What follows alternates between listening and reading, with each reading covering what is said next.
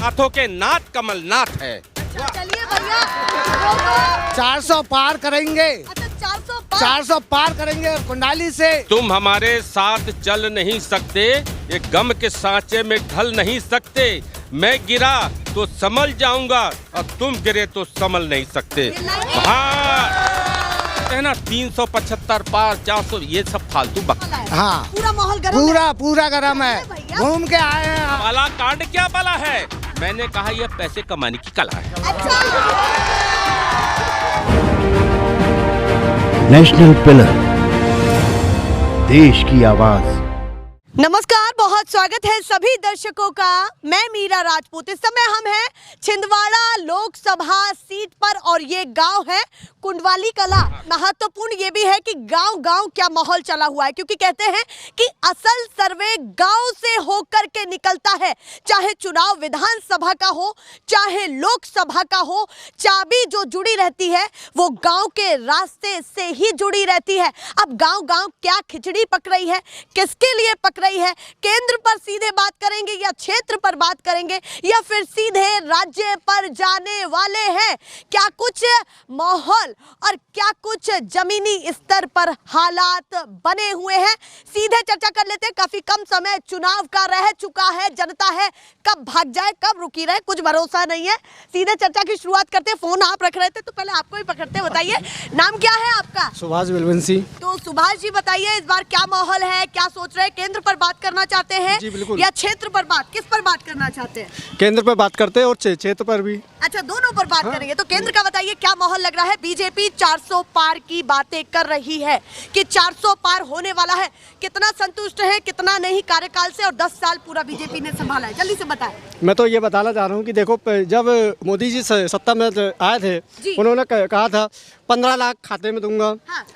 प्रति व्यक्ति 2 करोड़ रोजगार, किसानों की आय दुगनी। 10 साल हो गए कार्यकाल का।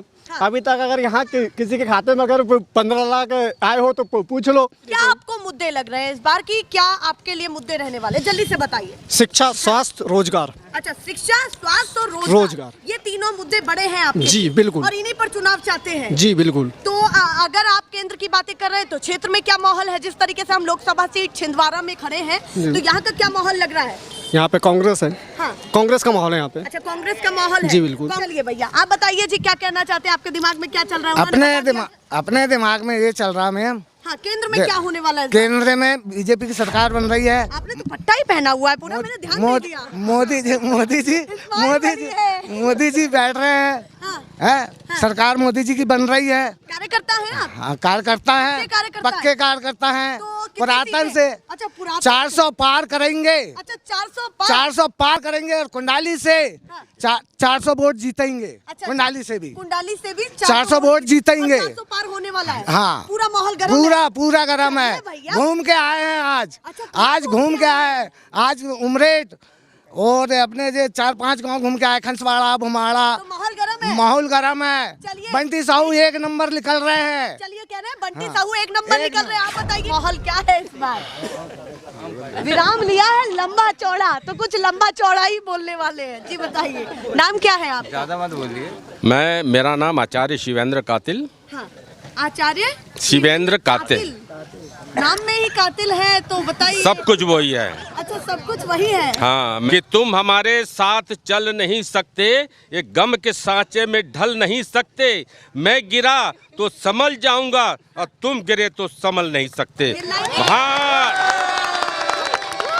ये लाइनें किसके लिए हैं?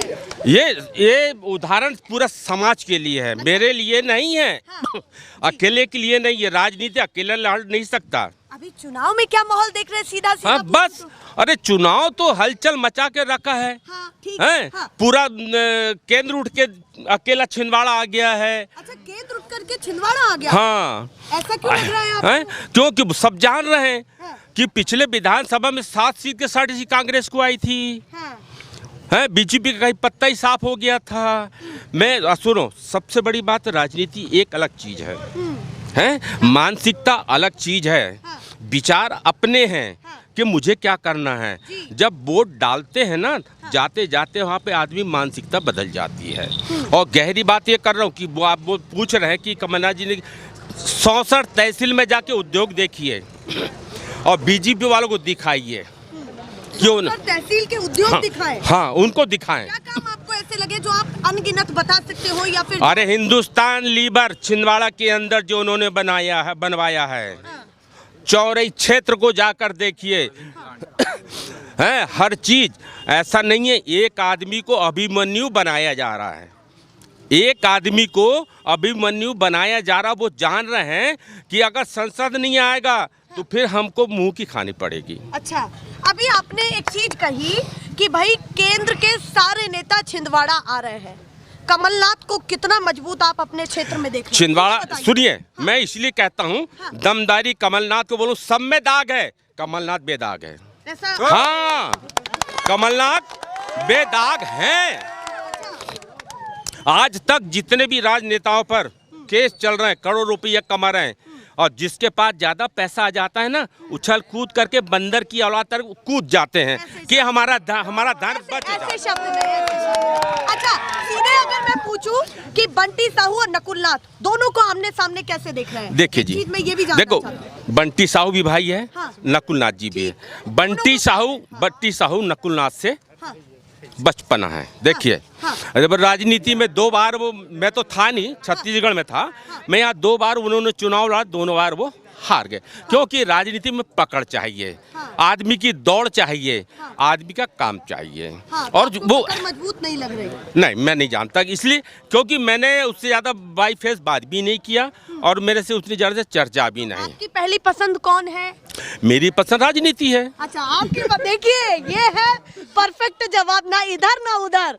मेरी पकड़ जो है या पसंद जो है वो राजनीति है। हाँ। अभी राजनीति जैसी आप देख रहे हैं पूरे देश में 2024 पर, कुछ कहना चाहते हैं किन्हीं लाइनों के जरिए जो हमारे दर्शक सुने और समझे भी आपकी बातों को? सोच लीजिए आराम से, जो भी कहना है वो बताइए। हाँ। जमी सलाम करे, आसमां सलाम करे, वो पार जाने का जज्बा हो तेरे सीने में कि हर मौत हर खुदा सलाम करे। अगर से मैं बिना तो वो बुलंदी पैदा कर, जाम देते हुए साकी सलाम करे। नाथों के नाथ कमलनाथ है। अच्छा, चलिए भैया, जबरा फैन है कमलनाथ के। और देश में क्या माहौल लग रहा है? प्रधानमंत्री तीसरी बार आने वाले हैं, क्या माहौल लग रहा है? उनके बारे में भी जल्दी नहीं, देखो, प्रधानमंत्री जी ने अच्छा काम किए। देखो, वो बुजुर्ग हैं, मैं उनकी तारीफ भी करूंगा और उनका विरोध भी करूंगा, क्योंकि दोनों पक्ष मेरे सामने हैं। क्यों? कि मैं राजनीति पे ही कविताएं ज्यादा लिखता हूँ। अच्छा, निष्पक्ष होकर के? हाँ, बिल्कुल। हाँ, बताइए। सबसे पहले राजनीति में 370 हटवाया, बहुत अच्छा काम किया मोदी जी ने। हाँ, 35 से हटाया, वो अच्छा किया।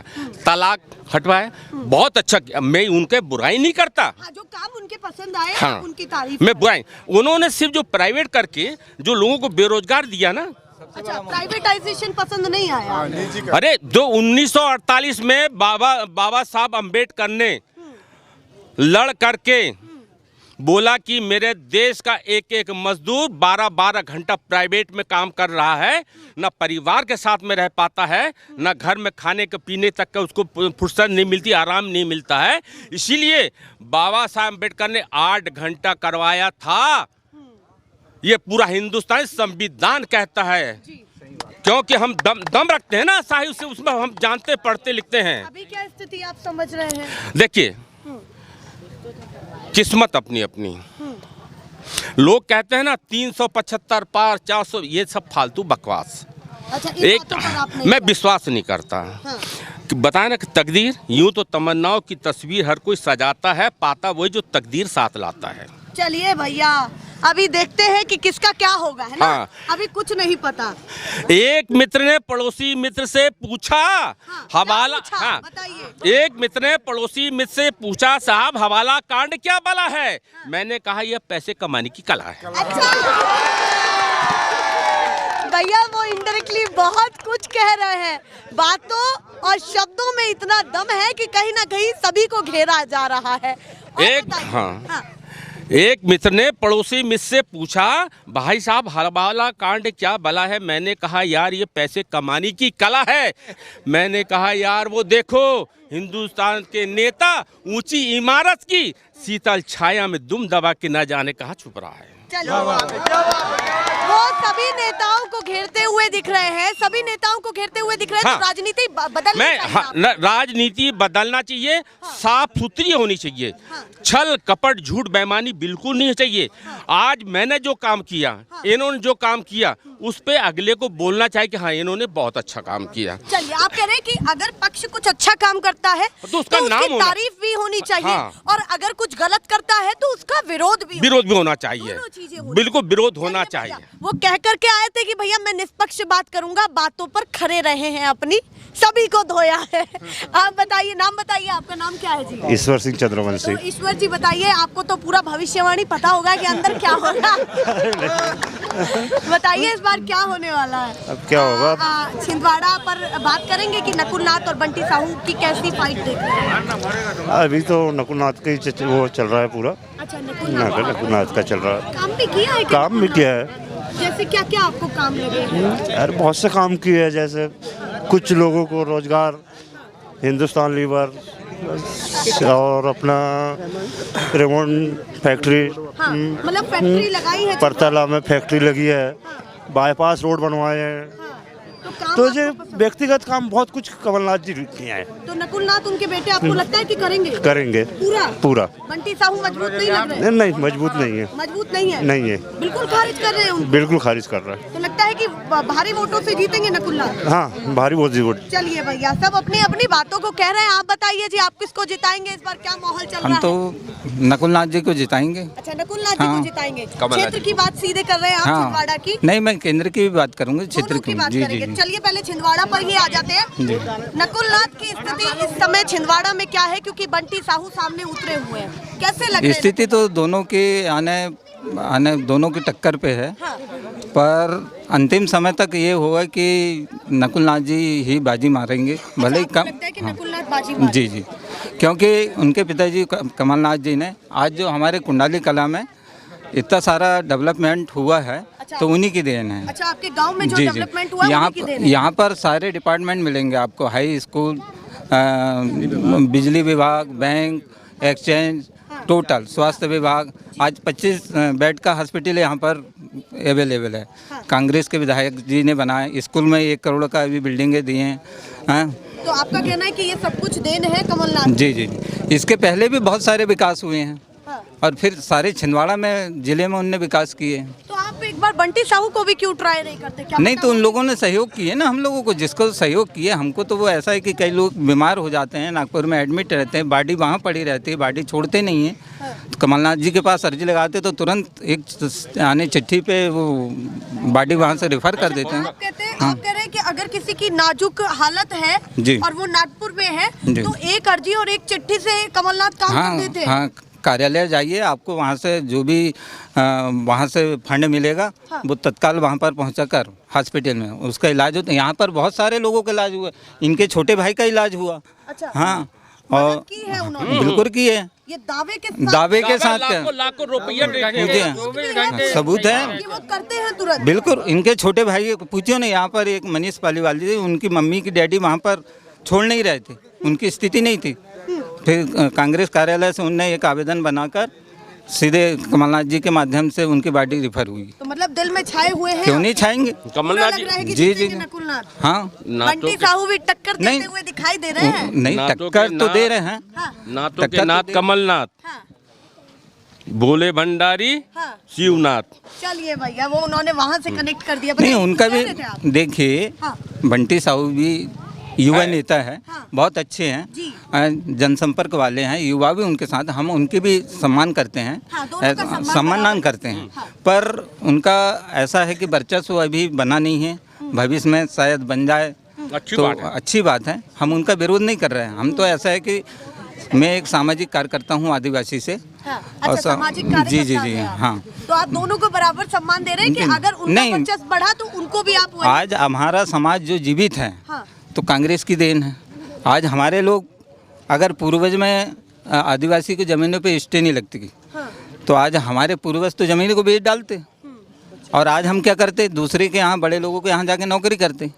मेन मुद्दा तो वो है आदिवासियों के लिए। कांग्रेस ने किया है आदिवासी, क्यों नहीं कीजिए? अभी राहुल गांधी भी आदिवासियों को लेकर के बहुत बोलते हुए दिखाई दे रहे हैं, वोकल दिखाई दे रहे थे। उन्होंने ये कहा कि आदिवासी को वनवासी कहा जा रहा है, भाजपा को वो घेरते हुए दिखाई देते हैं। उनकी बातों में दम लगता है कि आपकी विचारधाराओं से कनेक्ट पाती हैं वो बातें? क्यों नहीं पाई थी? मणिपुर में देखिए, हमारी एसटी महिलाओं को नंगा घुमाया जा रहा है, हमारे लोगों पे पेशाब किया जा रहा है, हाथरस कांड हुआ था। तो इस पे तो मैं ये कांग्रेस बीजेपी की बात नहीं कर रहा, पर हम लोगों पे, आदिवासी पे अत्याचार क्यों हो रहा है? चलिए, आपसे एक सवाल है। जी बिल्कुल, मैं समाज के लिए इस बात को बोलूंगा। चलिए भैया, उन्होंने अपनी बातों को रखा है निष्पक्ष होकर के कि चाहे भाजपा हो। आज मेरे घर में भी 3 बच्चे हैं ग्रेजुएशन वाले, आज चल के देखिए पकोड़े बेच रहे हैं, बड़े बेच रहे हैं। अच्छा, रोजगार की समस्या सबसे बड़ी आज बच्चे गैस दे जी, और रोजगार नहीं नवोदय से उन लोगों ने फाइट किए हैं। और अभी रोजगार की कमी लग रही है। यहाँ मार्केट शनिवार को लगता है, बाकी दिन दूसरी जगह मजदूरी करने जाते हैं। तो आज मेरे बच्चे के साथ है, ये युवा बच्चों का क्या होगा? चलिए, आप कह रहे पार्टी कोई भी हो, सबको रोजगार और व्यवस्था मेरा के लिए कहने का मतलब 5 साल में परिवर्तन होगा तो विकास होगा। अच्छा, आपका मुद्दा है ना भाजपा रहे ना कांग्रेस, बदलते रहना चाहिए कुर्सी, इससे विकास होगा। चलिए, क्योंकि विकास इस कारण होगा कि ये पार्टी ने ये किया है, तो वो अपना वर्चस्व बनाने के लिए दूसरी पार्टी तो काम करेगी। चलिए भैया, उनका कहना है जब 5 साल में अकल आएगी कि भैया बदल सकता है मामला, तो कहीं ना कहीं दोनों पार्टियां काम करेंगी। आप बताइए, नाम क्या है आपका? जी, अमित साहू। हाँ, अमित साहू। अमित साहू। तो साहू बताइए जी, बंटी साहू जी को पूरा समर्थन देंगे क्या? पूरा समर्थन जी। तो बस मैं ये पूछना चाहती हूँ कि साहू होते हुए समर्थन बंटी साहू को दे रहे हैं आप, या कोई बड़ी वजह है? बड़ी वजह ये है कि बात वो नहीं है, परिवारवाद। पहली बात, कांग्रेस में जो लॉबी चल रही है परिवारवाद की है कि कमलनाथ जी तो काफ़ी अच्छे नेता रहे और यहाँ इस जिले के लिए काफ़ी कुछ किए। उनका काम मेरे गांव के लिए भी उनने किए, मैं भी उनका समर्थन हूँ, समर्थन करता हूँ, मगर ये नहीं कि अपने ही बेटे को फिर उसके बाद दोबारा टिकट दे दी जाए। यहाँ की जनता भी तो कुछ है, यहाँ का भी तो एक व्यक्ति। जब काम आपको पसंद आ रहा है तो फिर कहाँ खफा हैं आप? आप कह रहे हैं कि भैया काम भी हमारे लिए हुआ है। नहीं, हमारे पर्सनल मेरे लिए नहीं हुआ, मगर ये है कि आप एक पैसा की तुलना कीजिए तो बंटी साहू जी सिर्फ यहाँ अभी 3 बार जो चुनाव हारे, उसका कारण ये है कि 36 आज जो दोनों सांसद के जो नेता हैं, नकुल नाथ जी 700 करोड़ के आसामी और बंटी साहू जी 36 करोड़ के आसामी। तो 36 करोड़ और 700 करोड़ में बहुत फर्क होता है। मैं अच्छा, आपको लगता है प्रचार ज्यादा कर रहे हैं? प्रचार क्या, पैसा ज्यादा खर्च कर रहे हैं और जनता को, जो साधारण भोली वाली जनता को चूतिया पैसा खर्च करके और चुनाव जीत ले रहे हैं। अच्छा, वो वजह आपको लग रही है? जी जी। तो आप बंटी साहू को समर्थन देंगे? जी जी। चलिए भैया, वो कह रहे हैं हम तो बंटी साहू को समर्थन देंगे। और लोग बताइए, आप बताइए, येलो गमछा पहना हुआ है आपने, किसको समर्थन दे रहे हैं? नहीं, अपन किसी को नहीं देते, अपन सर दोनों में से किसी को नहीं, अपन निर्दलीय। ना कांग्रेस? नहीं, अपनी निर्दलीय। चुनाव में उतरे? हाँ, निर्दलीय उतरी है। हाँ, नामांकन कर दिया? हाँ, कर दिया। हाँ। चलिए, जनता है, मनमस्त है अपने तरीके से। आप बताइए, नाम क्या है जी आपका? देवेंद्र पहाड़े। देवेंद्र पहाड़े। बताइए पूरा। जो राम को लाए हैं हम उनको लाएंगे। अच्छा, जो राम को लाए हैं आप उनको लाएंगे। पूरा समर्थन उन्हीं को। हाँ, उन्हीं को। इस बार मोदी सरकार। बीजेपी कह रही है 400 पार करेंगे। 400 पार का होएगा, पूरा होएगा। गठबंधन बना है? नहीं, इस बार मोदी 400 पार होएगा। अच्छा, मोदी 400। हाँ। नहीं, गठबंधन बना है, मजबूत नहीं लग रहा? मजबूत तो है। मजबूत तो है। हाँ। चलिए, वो कह रहे हैं कि भैया 400 पार करेंगे तो विपक्ष कैसे सीटें लाएगा? जल्दी से बताएं। सुनिए, वोट लाल कर लिया आपने खा के। मैडम, जिसका लाल होठ उसी को वोट। ये सुनो, ये छिंदवाड़ा वाले, सुनिए, चाय भी बना ली। सुनिए मैडम, देखो मालूम ही नहीं है वो क्या बताएंगे। जो जहाँ से हम जमीन से जुड़े हैं, हमको मालूम, हम जो तो अतफर से आए उन्हें क्या मालूम। चलिए भैया, उनको क्या मालूम बताइए। मैडम, ये अंदर की कुछ बात है, ऊपर की कुछ बात है। अच्छा। मैं जानता हूँ, सब बच्चे हैं। तो अरे बच्चे हैं, मानो एक झापड़ नीचे गिरेगा।